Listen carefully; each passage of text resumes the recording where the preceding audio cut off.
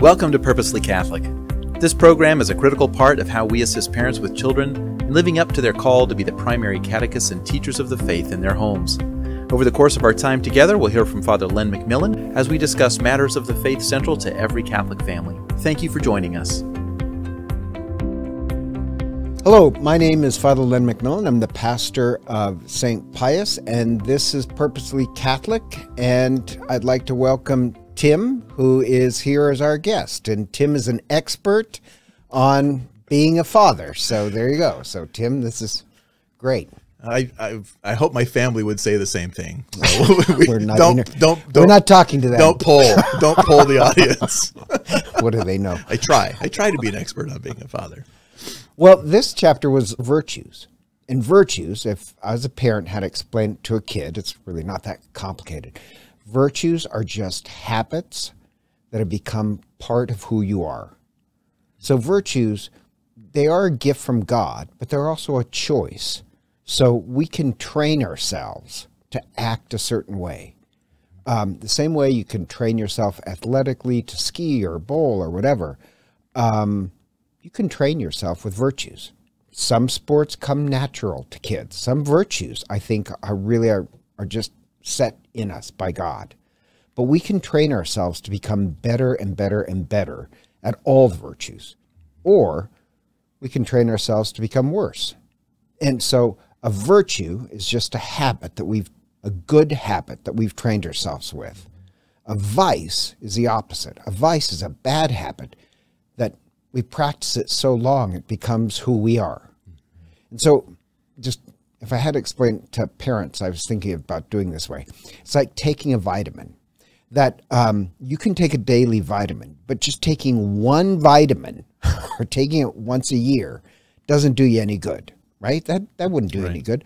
For a vitamin to do any good, you have to take it over a lifetime, and then it strengthens your entire body. Same thing with the virtues. You have to try and practice them daily, pray for them daily, and then it changes your soul. So, if I want to pray for kindness and courage or compassion, just sit praying one day a year. That doesn't really create much thirst in my soul for those things. But if I pray for those things daily, and God wants to give them to us, then my soul really hungers for those things. It starts to point in those directions. So practicing the virtue is like taking a daily vitamin. Or, and this might, I don't know kids, but you might think of it like an antibiotic, where you take something to prevent a disease. So virtues are kind of like antibiotics, that they help protect against the infections of bitterness and self-absorption so that you don't go astray. So like I believe you should be praying daily for the gifts of the Holy Spirit, the virtues, as a defense against a lifetime of these invaders that can create an unhealthy soul. Does that make sense? It does. And one of the things I appreciated in the materials that we're covering in this lesson is the focus that with the human virtues, the cardinal virtues, that doesn't come about like magically. It doesn't come about mysteriously. These are things which a human decision process is involved in. So as parents, the primary educators of our children, it's not someone else's job. It's not your job. It's our job as parents to actually affect these things, right? You can't be in our house, living that example. Don't want to be. Trust me. So as parents, it starts with, I think, practicing the virtues yourself, right? It always starts with modeling. Even our youngest children see how we're acting, see how we're behaving, and start to internalize that without even thinking about it. And then as they get older, encouraging them along the process at their capacity, at their ability to make those same decisions, so that they can create those habits. Because habits, like you're saying, they take time. It's not a light switch. It takes time and repetition. When you were talking, kind of reminded me of like love is a virtue, right? And yes. If your kids are growing up and they see that you love your wife, that's a virtue that they're learning. But so something you said made me think, but a virtue is not something that happens once. that it's a whole way of life. So you could fall in love with your wife, assume you did, but like the Hallmark movies make it look like you fall in love and after that it just stays. Love is a gift. You can fall in love. Right. But from the marriage to work, like all my friends say, marriage is a lot of hard work. Love is a lot of hard work. And I was thinking, wow, I guess your kids growing up, they'd say, oh, no, my parents loved each other, but it's a lot of hard work. That it takes practice. You're, absolutely. And I think there's, just in my experience as an American in this society that our culture gets love wrong so much. So all virtues. Yeah. That they come easy. Yeah. It's there's a lot of weight and importance in the Christian perspective of what charity is in its fullness. But in our culture, Hallmark movies and so forth, it gets watered down to this like ooey gooey emotional state, right? And successful marriages, successful relationships with anyone over the course of time, even beyond marriage, those are decisions that you make by force of will, that this is my friend, or this is my wife, this is my husband. I'm going to be with them through thick and thin, hopefully all the way to the gates of heaven. And I'm here to help them and they're here to help me. And it's going to be rough at times. Sometimes they're going to be great. But it's that the exercise of the will that says, I choose to love, not I'm feeling it today. Because you're not always going to feel it, right? But love is that way. I think all the virtues are that way until it just becomes ingrained in who you are. So it's a whole way of life. And I like that because that's so Catholic. I love the Desert Fathers. So the Desert Fathers, have you heard of the 7 deadly sins? Yes. Okay, actually, the Desert Fathers came up with that, but they had 8. Oh, no. What's the 8th one? I forget. But they also had 7 virtues. And they thought of this as a way of always daily testing themselves. Am I improving or not improving? So I kind of like that. In the Middle Ages, they cut it down to 7. Then the Middle Ages, they really fell in love with Plato. And Plato had the 4 cardinal virtues. My kids love Plato. I couldn't help myself. I'm a dad. Dad jokes. That was low-hanging fruit. But I can't get them to stop eating it. But well, aren't they like 20? I try to explain Socrates to them, and they don't follow. Just not yet. Blink. Anyway, sorry, slow. Plato. No, but I like that Catholic idea that, like, the same way an athlete is always testing how fast am I running? Am I improving? Am I not improving? That's what the Desert Fathers did with the virtues. So I like that. Like, am I increasing my humility or becoming more arrogant? I'm becoming more loving. So it's kind of a roadmap. And I like kind of, the self-reflection of, I think I'm increasing. So this chapter had theological virtues and the cardinal virtues. Yes. Theological virtues, pretty easy. Faith, hope, and love. Right. And we'd say they all come from God. Yes. But they all have to be worked on. Right. So it's a gift, but also have to be worked on. So they all relate to each other too. So faith, hope, and love are really different dimensions of the same thing. So I like that. Yeah, they all relate to loving God in the right way, in some way or another. Right. Right. So faith, the gift of believing in God. Well, I don't like that. I mean, that's just me. Because I don't think faith is belief. Because Satan believes God exists. Sure. But he doesn't trust. Yes, exactly. There's no trust. So I don't like the phrase belief because it makes it just look like a catechetical, intellectual position. Trust is more action oriented. Right. So it's a good word.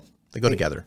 Like when I get parents who say, oh, my kid doesn't practice the faith anymore, but he believes in God. And just because I'm a horrible person, I think in my head, well, I believe China exists, but that doesn't make me Chinese. Just because you believe something exists does not mean that you have faith in it. It doesn't make you anything. Faith is this trust. You're right. Actually, in Greek, pistis is what faith gets translated as. Pistis means trust. And there's this great debate between John Lennox, who is this world-class mathematician, and this atheist, Richard Dawkins.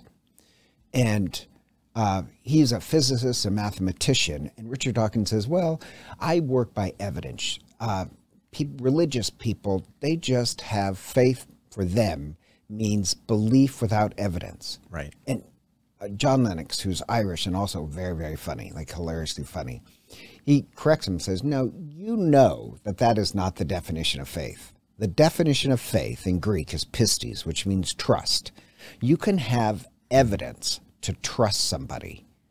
And he says, you're telling me that you don't trust your wife. You just work by evidence. Because how do you know she's not clearing out the bank account right now? He says, so you do have evidence that you have faith in this relationship with your wife. And so I just love how John Lennox forced him to say, well, yes, you can have faith in a relationship. Well, he says, I just have faith in this relationship called God. So the Bible asks us to be able to have evidence for our faith, evidence for our trust. And he rightly notes that a society couldn't work unless it had faith, in the sense of trust. Because who packed your parachute? Right. You know. Yep. Well, everybody depends on somebody. Everybody depends. That, you know, you just trust that people will stop at a red light. People will, you know. So a whole society wouldn't be able to work. So, like, you do have faith, trust in marriage and relationships. Well, the relationship is trust in God.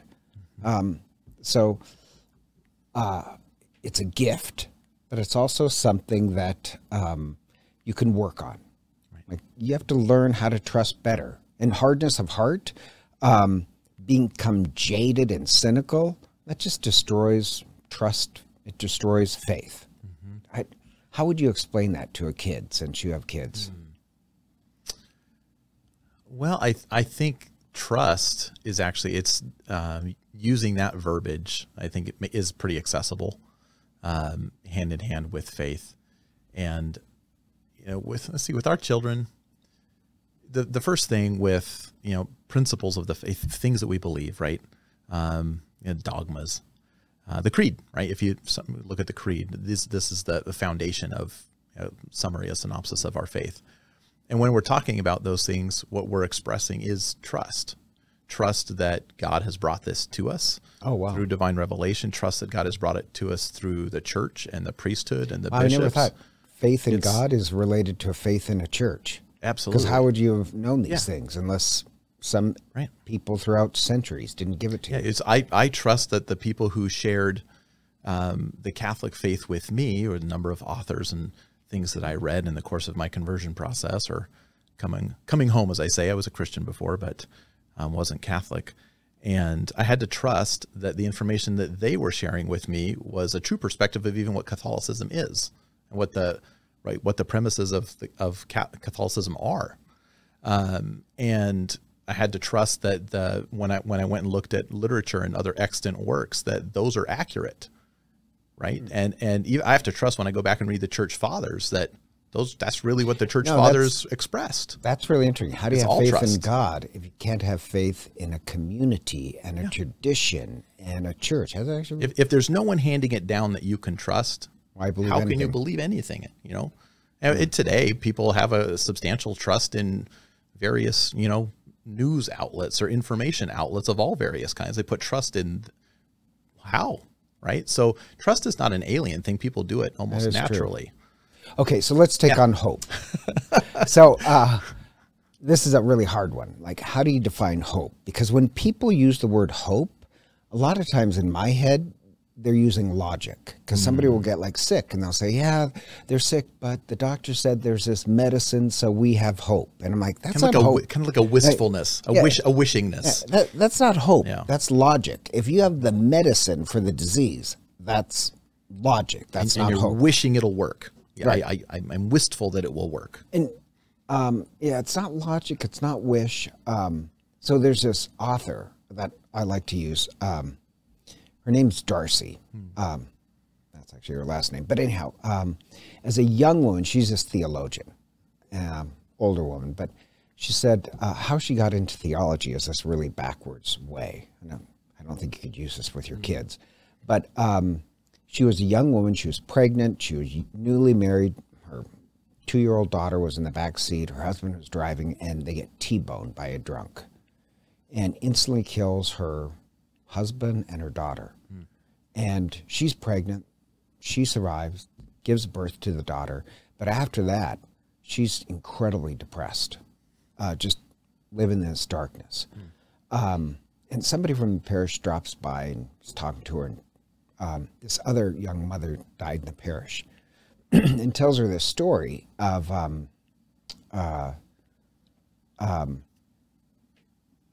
the woman dying, that after the funeral, the father and the child are in bed, and they're in bed together, and he decided he's going to let his little boy ask any question he wants. And so the little boy asks questions like, well, when I get home from school, who's going to be here? He says, well, your mom's not going to be here, and I'll be working, so you'll have to go to a daycare after school. So every question has a terrible answer. Well, who's going to do this? Well, your mother's not here anymore. So, you know, it's all terrible answers. But the father is so tired that he says, well, I'll let you ask more questions tomorrow, but now we have to get to bed. I'm just too tired. So he turns off the light, and it's pitch black in the room. Then he hears his son say, Dad, are you facing towards me or away from me? And his dad says, oh, I'm facing towards you. He says, oh, then I know everything will be okay. And Darcy said, when this woman told her that story, she thought, that's my problem. I think I'm in the dark with the face of God turned away from me. And she said, hope to her is this, hope is every answer is terrible. Every answer is terrible. But yet I know there's a face in the darkness that wishes me nothing but love. That is always here with me. It's kind of like faith. But she said, suddenly, when she thought of that, she said, I've got to build hope in my world.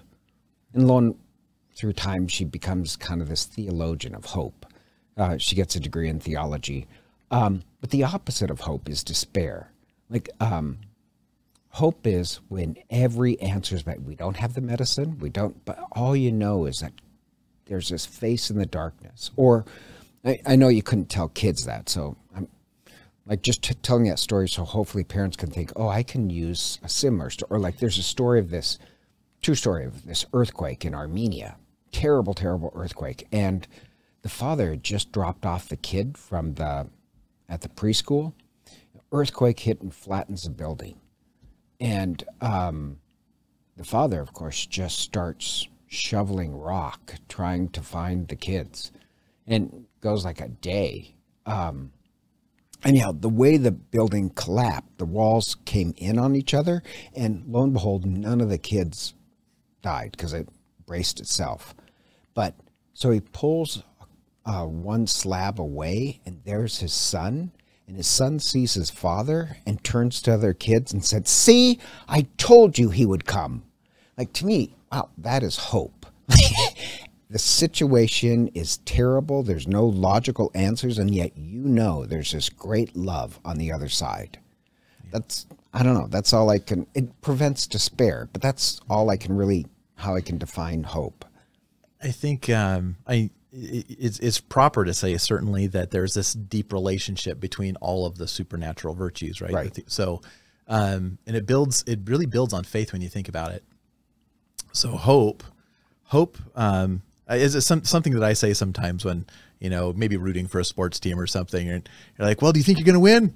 Well, I hope so. Not with a Christian hope, right? That's always, I have this little disclaimer, you know, being a bit of a kind of philosopher. I was like, no, not with a Christian hope. I got to clarify, disclaimer. It's not. So a Christian hope is, there's a certitude, right? And that comes from trust that God is a provident Father. Heaven is a reality. And as long as we're responding to that, right? As long as we're pursuing that relationship, he'll get us through. If we don't give up and throw the towel in despair, when circumstances in this life become challenging or difficult, or we don't see any natural human way out of a thing, these circumstances happen to people all the time. What's the path forward? We don't know. kids deal with things on a lower level, right? It's usually not this. It's usually more things that adults are dealing with, but children go through all sorts of trauma too. What is the path forward? The Christian hope says, no matter how dark it is in the circumstances of your life right now, that your provident, loving Father who holds you in existence out of love is bringing you back to himself, to completeness and fullness, wholeness, healed from all of this, where you're going to be blissfully happy the way that he's made you to be for all of existence. And that's going to happen. Trust it, right? So the faith and the hope, they're all bound together by trust. Trusting that what we've received in the faith is true gives us the certitude of the hope of heaven and glory and the beatific vision. So, okay. So how do you do that for a kid? Well, yeah. No, but no, actually, I was going, like, if the opposite of love is becoming, sorry, opposite of faith is becoming jaded and bitter, the opposite of hope might be despair, but it's also what I find among Christians is presumption. Hope is not presumption. Like in the gospel story of the wedding guests, where one guy is never put on the wedding garment, which if you're invited to a wedding, they literally give you the wedding garment. Right. It's love. Never put on love. But he just presumed because, and you get this, people presume, well, I'm going to go to heaven because I'm a child of Abraham. I'm, you know, this presumption. I never really did anything. Right. But I get to go to heaven. That's not hope. That's presumption. That's correct. Which is, I was like, I would probably want to explain that. Parents have explained what presumption is in kid language. But to me, like you find this among some Christians where they, because they accepted Jesus at the age 14, somehow they think that they have this presumption that they deserve. Yeah. But yeah, hope means I'm going to be working towards something. Because if it's just what you said when you're 14 or 13 or 18, well, yeah, you want a savior, but you don't want a Lord. Right. You want to be a savior, so you go to heaven, but you don't want a Lord where you have to obey and hope and work with it. Right. There's nothing to obey but your own desires. You don't want the inconvenience of having to do something someone else's way. You just want to do it your own way. But hope should inspire, I would think, some action, the same way faith inspires some action as well. I think the action that hope would inspire is perseverance. Yeah. Right? Agree. It ties deeply into the human virtue of fortitude, of persevering, choosing to do the right thing even when it's hard. And that, you know, the most difficult thing to do is to trust in God and not yourself. Trust in God and not other things. Yeah. You know, and it doesn't mean, you know, for folks watching, it doesn't mean that when you trust in God, is another mistake you see sometimes in some parts of Christian culture. Well, I trust in God, so I don't trust in medicine. You know, right? It's like, no, not what trusting in God means. Trusting in God means trusting in God for your ultimate best end, being obedient and the loving directives he's given to keep us free. You know, he shares these things. They're not rules to be funny. Like, oh, follow the rules so you can check the boxes and earn your way somewhere. No, it's so that you can remain free to be in relationship with your Creator. So trusting God doesn't mean not participating in everything. It's like, no. God's got to write me a paycheck. I need to pay my mortgage. So God's going to write me a paycheck. He's going to do that by you working. That's the way it's going to work. Well, and so forth. Same with love. When you meant work, because love is a last theological virtue, that seemed to kids pretty easy. So the opposite of love is indifference. That, you know, you're just indifferent. Love is just passion. And when you said hope means you have to be working at it, well, Mother Teresa said that love has to be put into action or it's not love. Same thing. Hope, faith, and love have to be put into action. So Christ teaches love to the point of death. That's what the cross means, that I will love and give everything. And love seems pretty easy to explain to kids, but now this sounds, hold on, because I don't have kids. But I do love the Greek, that in Greek there's many words for love. So in Greek there's love of one's family. And they consider that a natural love. It's natural for you to love your kids. There's romantic love. It's natural to love your wife. There's There's love of one's friends. There's, there's all these natural loves. But the greatest love is agape, which is really self-sacrificing love, where they consider that only came from God. So when it says in the Bible, God is love, it's God is agape. When Christ says, my commandment is love, his commandment is agape, self-sacrificing love, not romantic love. Because once again, the Hallmark movies will be like, oh, I believe in love. No, you believe in romance. Right. Exactly. It would be changes with the weather. Right. I don't know. It changes with the weather. But you could explain that to kids, couldn't you? That when we say love, we mean the cross of self-sacrificing. I'll give everything. We don't mean love that costs you something. Yeah. Well, it's. I think one of the big misses with how we use the word love in English, right? Because it's one word for everything, one size fits all, and that's a tragedy. Yeah, I love pizza. Really? And I think it was what was it? I think it was reading Nicomachean Ethics. By Aristotle, and he made late at night. I needed to go to sleep, and it wasn't working. I kept reading it, and Aristotle made this distinction between liking and loving, and that you can like something, you can have an affection for something, like pets. People say, "I love my dog." I'm sorry, you actually don't. That's the word we use in the English language, but you have affection for your dog, and you like your dog, you appreciate your dog. All of those things are true. The distinction Aristotle made is love is always between persons, because it has to be capable of sacrifice. There has to be able to be to choose the good of another, regardless of whether it's good for yourself or not. I'd say the Bible does mean love means self-sacrifice, but I don't know why you don't like dogs. I love dogs. No, that's not what I hate cats. So for all those cat people out there, I love cat memes. Those are a great chuckle. I do too. But I don't like cats. They're too snotty for me. Well, moving on to the cardinal virtues. So that's it. I love that about cats. They're just snooty. They just don't care. Well, I was thinking, I don't like the title cardinal virtues, because I think that might confuse kids. But so the reason why we call them the cardinal virtues is that there's cardinal directions. The cardinal directions are north, south, east, and west. So by cardinal, it just means like the north, south, east, west. So the same way we use north, south, east, and west to judge what direction we're moving in, the cardinal virtues are supposed to help figure out, okay, where on the map are we? So that seems pretty easy, don't you think? Yeah, and I think the analogy was made actually in the text too, that I don't know if it was based on one of the words, I don't know, Latin or something like this, but that everything hinges on these, right? So where you're going in life, the direction you're going, are you growing in love, or are you lessening in the practice of love? It's going to hinge on your practice of these virtues. Well, I also like it because just as there's a north, there's the opposite, south. South is not bad. Right. You have to know. Yep. Just as there's an east, there's a west. Well, the same thing. Just as there's a north, there's other things. There's prudence and justice. You follow in a line. Or there's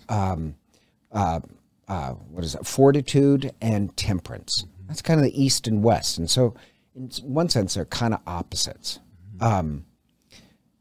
So I'll explain that in a second. But like prudence, I always think prudence is such a funny name because people think prudence means that you're dull or old-fashioned. A little bit snooty, like a cat. You're prudent. Right? You're prudence. But actually, prudence also can be used in this. It's a type of wisdom. And I love prudence. Prudence is the ability to know what's the appropriate action, when and how to get something done. So prudence is knowing when you have to hit the gas and when you have to hit the brake. And so a sin sometimes is because you're acting too fast. But also a sin sometimes is because you're not acting fast enough. If somebody's in danger or there's an issue of justice, you got to get on it. Prudence is knowing, I have to do this really quick. Or prudence is, oh no, this needs to be taken slow. Prudence is knowing how to say things to get the right action, not just saying something. It's to know how and when to say something. And also when there's a number of goods involved in a particular behavior, which one is the highest good? There's always competing goods. Yeah. Which one? What is the thing that's most going to get me to heaven?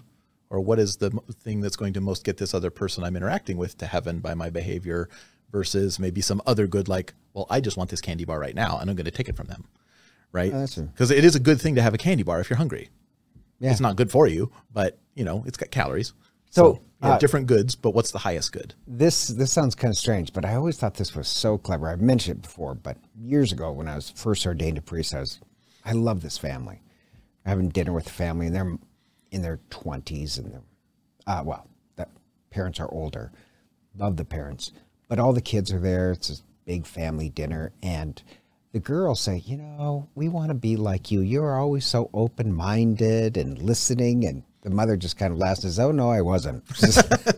When I was driving home from school with you, I was listening to your conversations, and I might have acted like I was easygoing about things. But believe me, I was usually upset about something. And I just asked you a lot of questions because I wanted you to figure out the right answer. But to be honest, no, I knew exactly. No, that is not going to. But if I told you that as a teenager, you would have bucked. And I thought, what a great example of prudence. The mother knew exactly, that's wisdom to be able to say, oh, if I attack her head on, she'll double down. So she said, to be honest, I was working it the entire time I was driving home. I was like, oh, no, that is not going to happen. She just said, I just want to pick my battles. Strategy. Yeah. The deeper strategy. Prudence is having a strategy. Does it, I don't know, if I was a parent, I'd be like, I don't know how you could describe this to kids, but it's a great example of having a strategy, knowing when to be quick, when to hold your tongue. Like Mary, when the angel Gabriel comes to her, it says she went in haste to the hill country. She went in haste because she needs to hightail it. Not because Elizabeth needs help, but if Mary is found pregnant before the final act of marriage, she could be stoned to death. Mary acts quick, but yet Mary remains silent at the cross because that had to happen. So the same way I could say this mother Mary is an example of prudence, maybe parents could think of, well, let me tell you who's prudent in our family, who got things done. Does that make any sense? Yeah, absolutely. And I think kids pick up on that too. Maybe not at the depth they will when they're older, but for younger children. But they'll say things like, "Oh, I like so and so.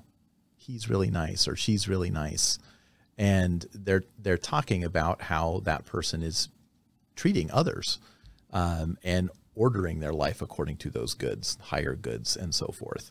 And they can pick up on it.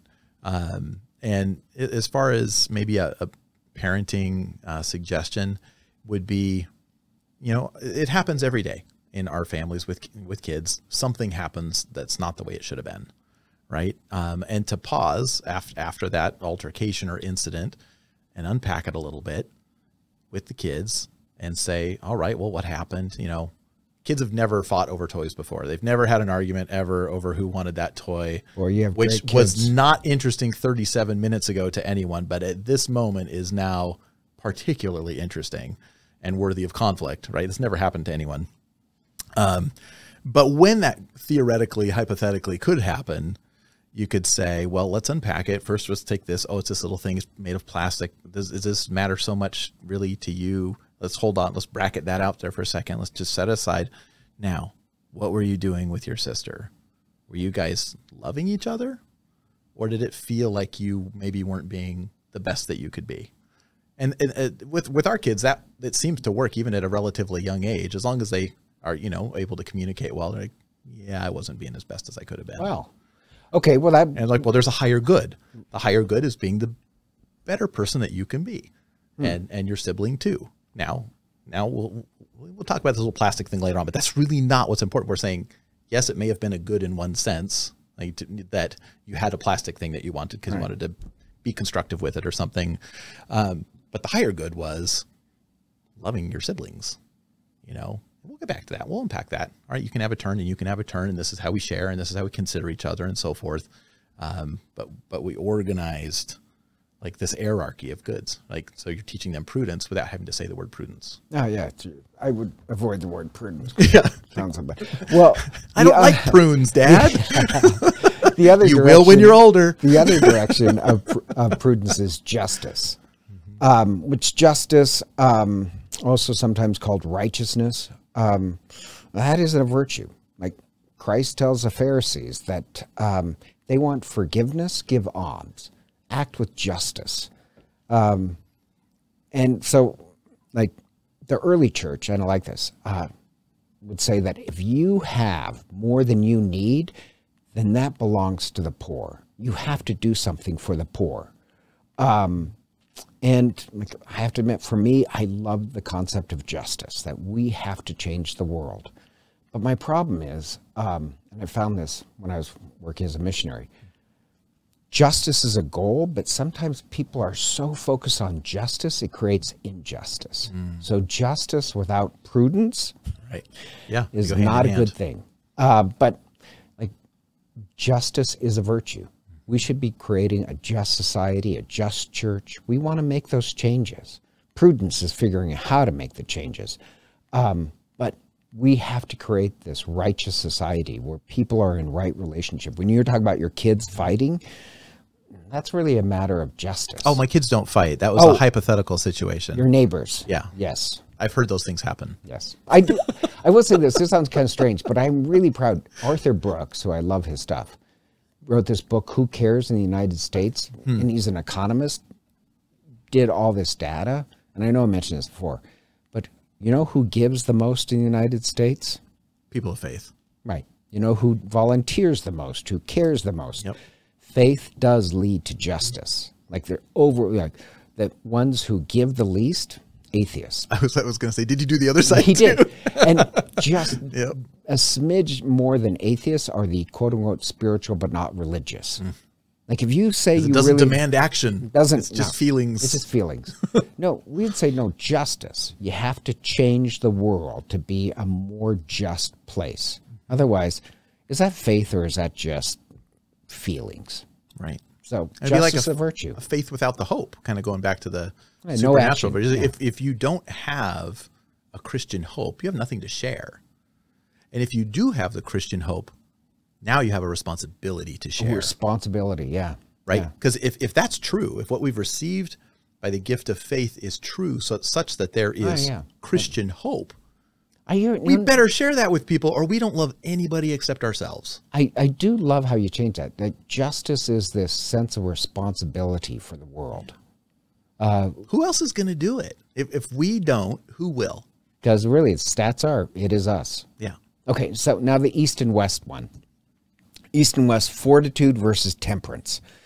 Really don't like the word fortitude, but I like, courage. I'm more of a Chevy guy. Courage. Sorry. But my favorite word, because I like this one, is grit. When it says fortitude, I mean grit. It means strength and courage and, confronting. And they've done all this research on grit, fortitude, and it's absolutely amazing. Like, I highly recommend this one book by Angela Duckworthy called Grit.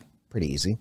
But she was this, first she was a math teacher, and when she is in this math class, certain kids just get math really easy. And she kind of thought, oh, by the end of the year, they're going to be brilliant. But they weren't. The ones who got the top marks are the kids that ask the most amount of questions, that they're not giving up on a problem.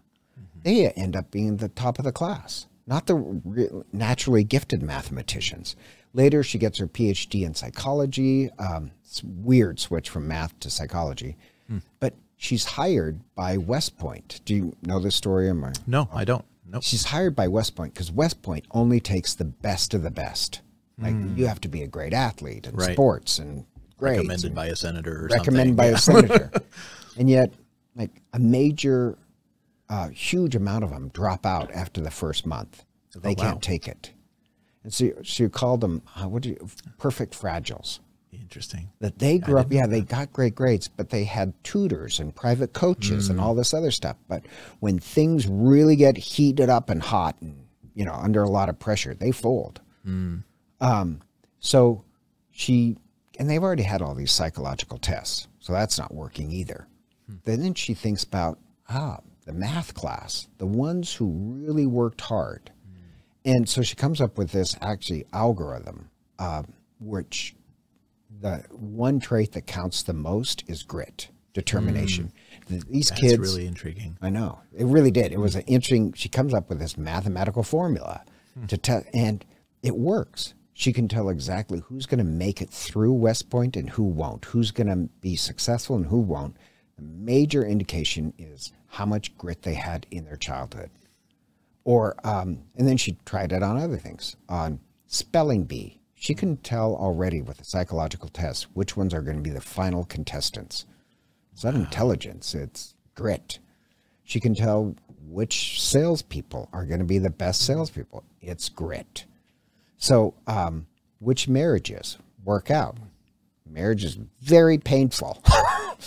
So, grit, fortitude. I'm sure my wife says so. She is a gritty person. She's got so much grit. But I love that. Like, wow, because I love that. That's one mention in the Bible. That, wow, why aren't we praying? Why aren't we forming our kids that, no, you are not going to be weak. You're going to have, you can call it fortitude, but why not call it grit? Grit is one of the gifts of the Holy Spirit. And the only way to get grit is by learning to handle problems. Yeah. Otherwise, if it's all private tutors and private coaches, they might be great at sports, but they'll fold when the heat turns up. Right. Gritty people, they can push forward. Now, that's a great virtue. But the opposite of that is temperance, and that is a virtue as well. Temperance is known as self-restraint or whatever. But you know what I consider temperance? Knowing when to quit. Grit means I will not give up. That is a great virtue. But temperance is the opposite. Temperance is I know when to quit. Right. And so that old line about quitters never win and winners never quit, that's actually untrue. Look at Muhammad Ali, somebody who has a lot of grit. He would not give up, and that's what ruined him. Or he was in his boxing career, and I don't know if you remember this, but he was in his boxing career, and like his doctor said, you have to quit. You're starting to get kidney damage, and he wouldn't quit. He's going to remain on top. And then they did that fight with, what is it, Holyfield, where it just got beat up. And even Holyfield was crying at the end. And then Muhammad Ali has to go to the Philippines because he can't fight in the United States because he has so much damage. You know what his problem was? He had too much grit and not enough temperance. He didn't know when to quit. So, yeah, he was the greatest boxer because he had grit. But he really became pathetic because he didn't have temperance of knowing now it's time. Right. Or, I'd say in the church, there's this one bishop who he did not want to retire, even though medically, psychologically, even his mental faculties really were strained. So his whole office was just to keep him propped up, but he couldn't really do any work. So the church existed for him, not him for the church. So I admired his grit, but after a while, he wasn't serving the church was serving him because he lacked temperance. He didn't know when to call it grit or when to call it quits. So, like, I know this sounds kind of strange. Grit is really important, but the opposite cardinal virtue is important as well. In my former parish, there was this two guys I really liked. One guy, we just hit it off, but he was 65 years old, and he was heavily into mountain biking. But he's 65 and did not want to call it quits. Well, he got into some terrain, and the older you get, once you come 65, don't even start with what happens after 50. Like, your ability to control, tiny little muscle movements. And you feel, even though, like, I'm 60, you feel like you're 30, but you're not. And anyhow, he's mountain biking, a little beyond his ability now, crashes, breaks his back. Can't walk anymore. And afterwards he said, I just didn't want to admit at 65, I shouldn't have thought of myself. I didn't know. And like, he was a great success in life because he was determined. He had grit. There's a certain time to know when to quit. Yeah. When temperance dictates that you take up shuffleboard. Or at least something. But like in business, people spend money on something and they'll keep spending money because they've already sunken so much money into it. Temperance is knowing. Stop now. Right. But and I know this sounds kind of strange. Like for me, I'm talking about kids. I grew up where my dad and my grandparents, as much as I love them, alcoholics. So I was determined I will not become an alcoholic. And so anyhow, and it changes with age. There was a time period where I said, I will not have over 4 beers. Then it became 3 beers. Now it became 2 beers. Temperance is knowing, you have to know when to quit. That's how anyhow. The main difference between a professional poker and an amateur poker is professional poker players, they fold quicker. They know that there's no hope in this. Just move on to the next hand. Give me save more the cards. money. Why throw good money after bad? That's kind of strange. Great poker players know when to immediately quit. That's how the song goes. Or climbing Mount. No one to hold them. No one to hold them. Or Mount Everest. This sounds kind of strange. Where why most people die in Mount Everest? No. Lack of temperance.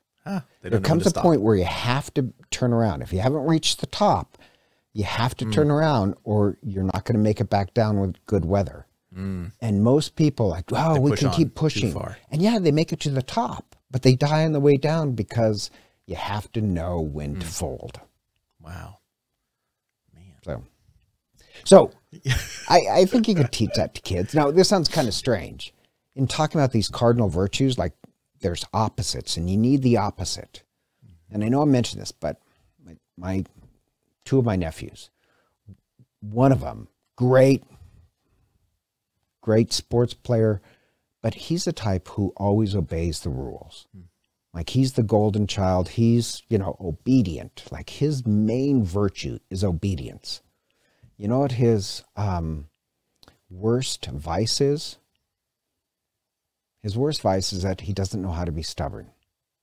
So he's such a rule follower that he's stubborn in rule following. No, well, he's stubborn in rule, but not he's such a rule follower. He doesn't know when it's time to be stubborn. And so like he's gotten in these situations in his early childhood where like, oh no, this is the rule, even though it's creating injustice. Like he doesn't know when it's time to break the rules. Which comes from prudence, right? To understand the highest good. No, I'm not going to do this. My second nephew, even as a little kid, it was amazing. Little kid, you'd try to take a toy away from him and he would just fight. Like he was given the gift, a natural gift of being a contrarian. Like what he focuses on, he focuses on. So he has the gift of stubbornness where he doesn't think any of the rules apply to him. So always growing up, he's like, no, you have to obey the rule. But the amazing part is he's kind of the most moral, that if something was against some kid in the class or his football team, he will not budge. That is not right. I'm not going to do it. I don't care if it upsets the coach or everybody else. That is morally wrong. Like he can dig in his heels. Does that make sense? Yeah. Like they're complete opposites, but you need both virtues. And so the cardinal, like I like this idea that one virtue is not good enough. You have to have the counterbalancing. So if I was a parent, it'd be like, could your kid's name, what do you think your greatest virtue is? And if your greatest virtue is, let's say, grit, how much of the opposite virtue do you have? Because you'll need that. Otherwise, one virtue will only get you stuck on Mount Everest. Right. Does that make any sense? Yeah, and I think that is something that parents can do with their kids, even if their kids can't or struggle with identifying the virtues that they're more naturally proficient with, the parents can do that. You can look at your children and say, ah, she's the one who perseveres, right? And then encourage that, like call it out. That's a great virtue. You persevere, you stick through stuff, you get it, you all the way to the end and you get it done. You don't get bored and distracted along the way. You focus. That's good. But you're going to need the opposite one. Right. And then you see others who, maybe they're wishy-washy. They get blown all over the place, right? They're easygoing. Yeah, but they love life, but they're, 2 inches deep, And we're like, well, okay, well, we can. I need that virtue because I get very intense about things and I cannot let go. And we have 5 kids, and I would say that while some of these characteristics are shared, most of them are quite different. Like this is this one, this is that one, that's this one, and they all kind of have their strengths. And so I think is particularly important. And it's probably something that I struggle with. My wife will probably attest to that, but is not over focusing on the things that our kids need to work on, as much as we're encouraging them in the things that they are proficient at. Like they need to hear that positive reinforcement of the good that they are. God made us good. We have a wounded nature, right? It doesn't mean we're corrupt and bad all the way through and through. And if, we kind of take for granted the good actions that our kids have, or the positive tendencies and virtues that are forming in their lives, we kind of take that for granted because that's the way it ought to be. We're missing something. And all the kids will hear from us is, you need this opposite. You need to do better at this. You need to do better at this. You need to do better at this. And you're like, I do better at everything. See, I'd be a terrible parent. I'm a horrible person. I would look at my kid and realize, oh, that kid needs to learn some temperance. Yes. So I think maybe that's the parenting is being able to see these things and understand that it's a process. It takes time and lots of love and reinforcement, and it never gets fixed in a day. And that's the easiest thing as a parent, is to get overwhelmed in a circumstance on a day where everything is snowballing or dominoing. All the kids' weaknesses are exploding at the same time in cacophony, and to say, celibacy is looking good. Kidding. There's a priest I knew before, or knew previously. And I still know him, but we don't interact much. I'm back in Seattle, and there was some interaction. He's like, I see you as a permanent deacon someday. And my response was, that's why discernment is mutual. That's why it's twofold discernment. We've got enough stuff going on in the family life. I don't need to start dealing with full parish life and others. No, I'm good. Well, I have a meeting, so I have to wrap it up. Anyway. But Tim, thank you so much. I really appreciate the parent expertise. Glad to help. Hopefully I don't screw anyone up with any. No, I want our kids to become moral, but moral is more than just following the rules. It's virtues, and you need multiple virtues. Yeah. I liked how it kind of, my last thoughts, I guess. I like how the chapter explains that virtues, it's not a one-time decision like you started the conversation off with earlier. It's the habituation of it. It has to become a habit. Otherwise, it's not formed into a virtue yet. It's forming. Right. So, right. And the goal is for all of us, to our children, our spouses, to be formed in the virtues as a habit, so that we are personifying Christ in the world and treating people as Christ would treat them. That's our job. Our job is to be Christ as much as we can to these people. And we won't do that if we're not virtuous. It'll be impossible. Love it. All right. Thank you. And we'll see you again.